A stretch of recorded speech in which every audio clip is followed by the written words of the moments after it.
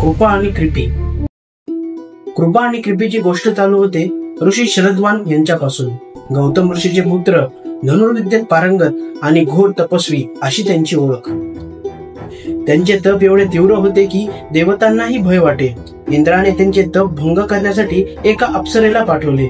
तिच्या सौंदर्याकडे बघून शरद्वानचे मन थोडे विचलित झाले आणि त्यावेळी त्यांच्या शरीरातून वीर्य पडले आणि ते वीर्य गवताच्या पातीवर पडून 2 भागात विभाजित झाले आणि या वीर्यातूनच 2 अपत्याचा जन्म होतो, एक मुलगा आणि एक मुलगी।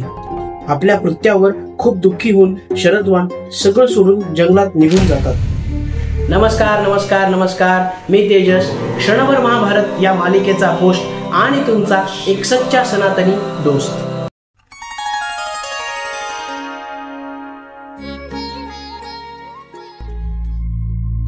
पुढे एक दिवस राजा शंतनू जंगलात शिकारीसाठी गेले असता त्यांच्या शिपायांना जंगलात 2 नवजात बालक आणि एक कमंडलू सापडतो। त्या बालकांकडे बघून राजाच्या मनात करुणाभाव जागा होतो आणि त्या दोन्ही बालकांना घेऊन राजा हस्तिनापुरात येतात। जवळ सापडलेल्या कमंडलूवरून राजाला असे वाटते की हे दोघे ऋषीपुत्र असावे आणि त्या दोघांच्या संगोपनाची जिम्मेदारी राजा आपल्या राज्यातील ऋषींकडे सोपवतात आणि त्याच दोघांचे नाव कृपा आणि कृपी।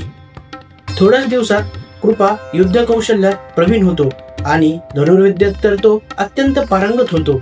पुढे जाऊन त्यांना आचार्य ही पदवी मिळते आणि तेच कृपाचार्य जे पुढे बऱ्याच पराक्रमी राजांना युद्ध कला आणि धनुर्विद्येचे शिक्षण देतात। सप्तचिरंजीवीपैकी एक असलेले कृपाचार्य कलियुग संपेपर्यंत पृथ्वीवरच वास्तव्य करणार आहेत आणि मग 8व्या मन्वंतरात कृपाचार्य हे सप्तर्षीपैकी एक ऋषी म्हणून ओळखले जातील।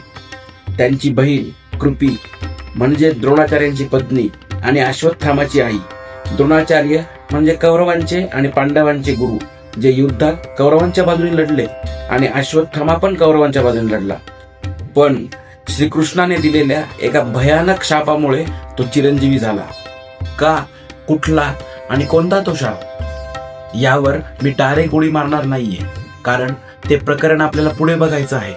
आता आपण सिरियली पुढे जाऊया। भीष्म पितामह कृपाचार्यांना महारथी म्हणायचे। महारथी म्हणजे असा योद्धा जो एकाच वेळेस 60,000 सैनिकांशी लढण्यास सक्षम असतो।